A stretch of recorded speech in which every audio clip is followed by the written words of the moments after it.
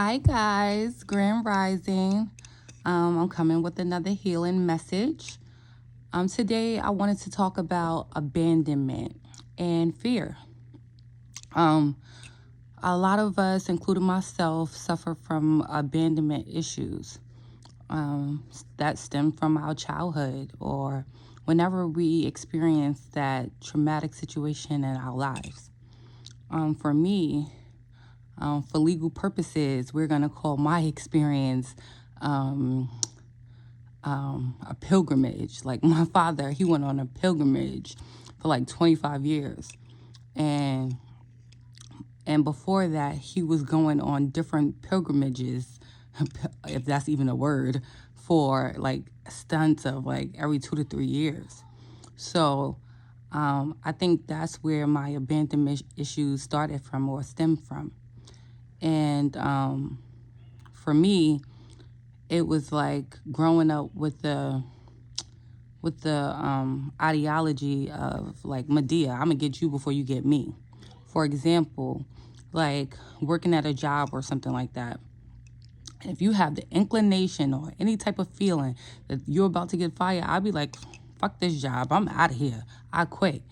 And after doing a little bit of research, I feel like it stems from being abandoned and having abandonment issues. Like you want to sabotage relationships and sabotage things before you feel like something happens to you, or you feel like you're being rejected or you're being let go of or something like that. And that's like my take on abandonment. Abandonment issues will have you sabotaging different types of relationships without you even realizing it.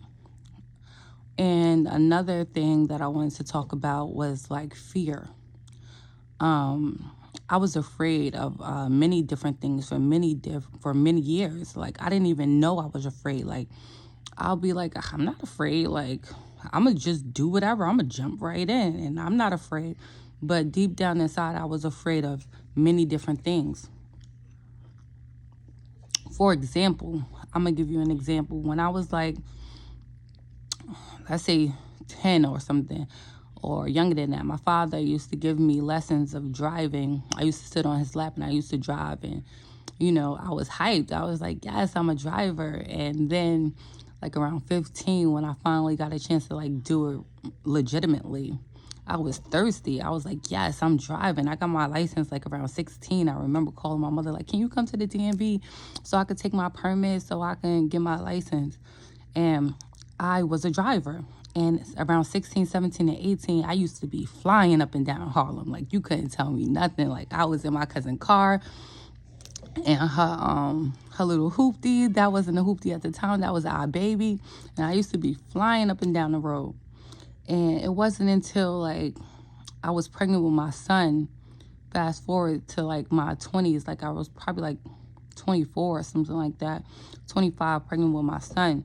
And I got into my first car accident with my daughter, and I was pregnant with my son. And I never forget it, like she banged her head against the window, like it was horrible. And from that moment, fear set in, and I didn't even know it. Like fear set in about driving, and I was leery about driving ever since that day. I used to make excuses not to drive. I was like, I'm not driving, like I don't want to drive no more.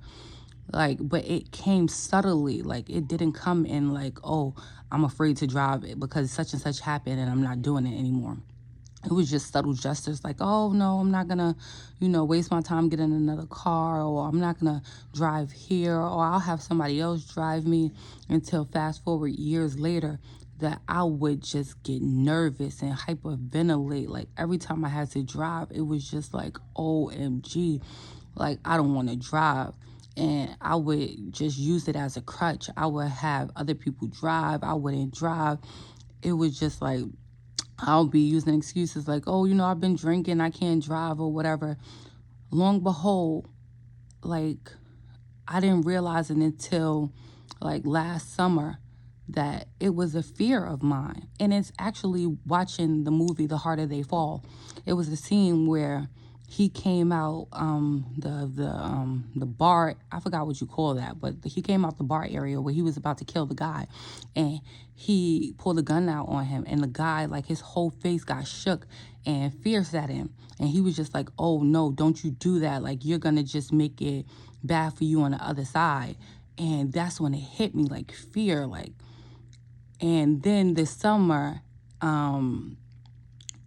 I went on a road trip, and I was just like I knew at that moment from watching The Harder We Fall that driving was a fear of mine, and it resonated with me from watching that movie.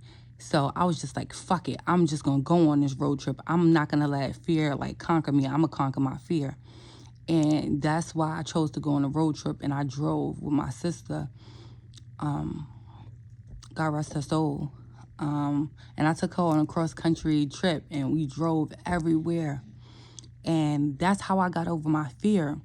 And it wasn't just plainly about that. It was about learning that God, universe, spirit, and ancestors did not make me or did not make you to be afraid.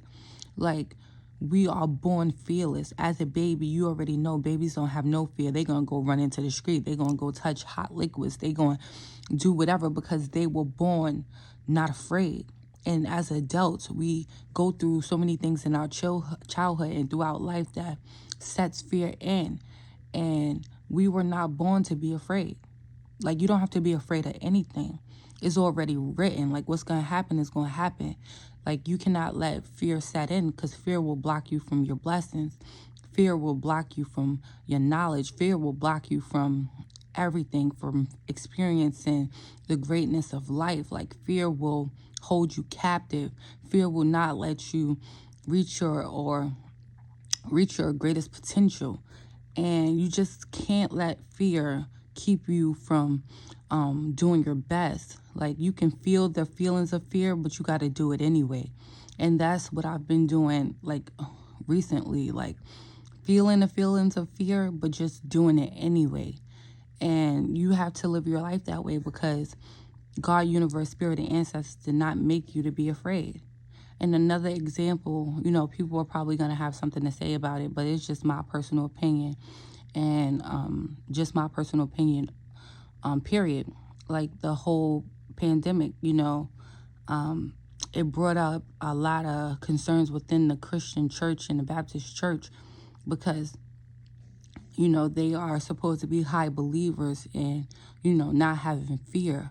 But once this sat in and they had the churches telling you to go get vaccinated and go do this and go do that, when we already know, or I already know as a person, as a faith-based person that believes in God's spirit and ancestors in the universe, that is already written. Like, your path, your journey is your journey, your path is your path.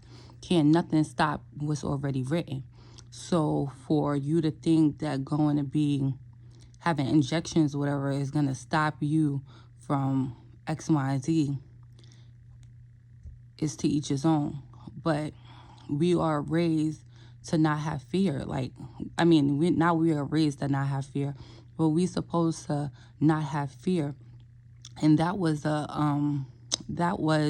a situation that was brought up to us to see who would rock with fear or not, and who would, like, condone fear or not, because in my opinion, it was just fear-based. And if you was afraid, you did X, Y, and Z. And if you wasn't, you did X, Y, and Z. And I have no feelings, or I don't feel any type of way either way. It was just an example for me to use about fear-based and non-fear-based. So I hope this helps.